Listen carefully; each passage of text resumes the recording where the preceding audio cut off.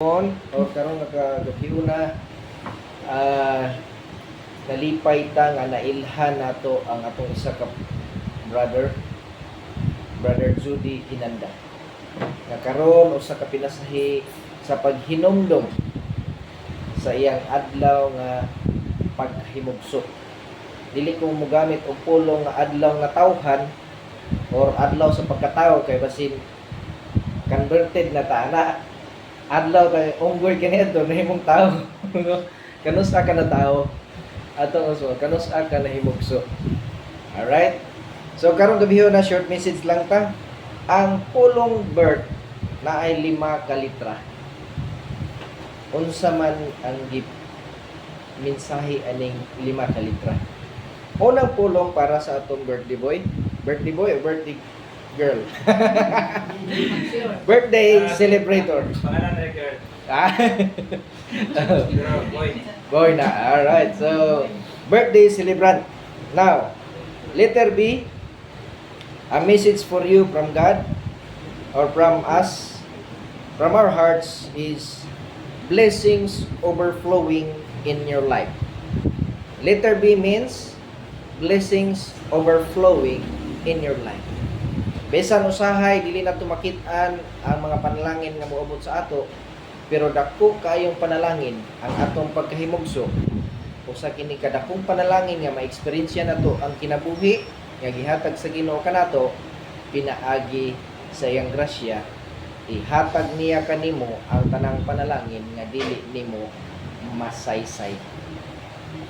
Ikaduha ay inspired by the Holy Spirit. Every birth should be inspired by the Holy Spirit. And one of the purpose of life is to be inspired by the Holy Spirit's guidance and become an inspiration that shines through your heart. The goodness of your heart will become an inspiration to us. That's why that's the message of your birth today. So kulang pagtulo. Ang ikatulo mao ang R.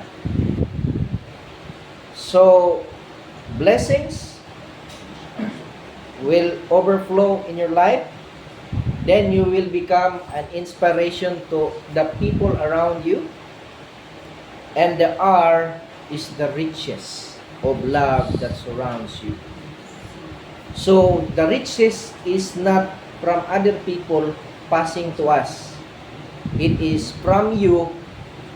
You give the riches from your heart and give the love to your surrounding. So the love that you will reach out to them, it will come back to you and it will become your riches. Bounce back ba? Mo-bounce back na siya. Ang gugma imong gihatag, balikan po kag gugma. Next, the T. One of the most important part of birth is T.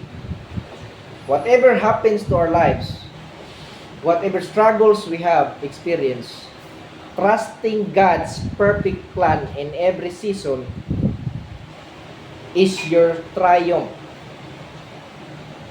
So, ang pagsalig sa Ginoo, unsa may mahitabo, matag karon ubon niya sa mga panahon nga mulabay, salig lang kay mao na siya mo hatag kanimo triumph for every challenges.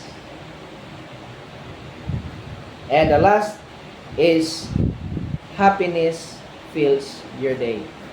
And hope that this message tonight will give you more happiness in journeying more, in making more journeys, or in mag-atubang sa mga journey pa na maabot sa kinabuhi.